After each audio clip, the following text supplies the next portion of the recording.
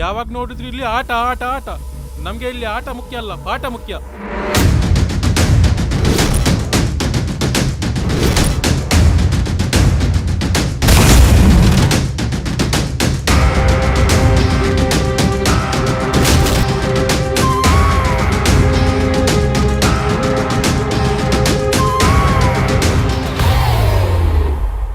ಇನ್ನು ಮುಂದೆ ಸ್ಪೋರ್ಟ್ಸ್ ಅನ್ನುವ ಮಾತು ಈ ಶಾಲೆಯಲ್ಲಿ ಬರಬಾರ್ದು.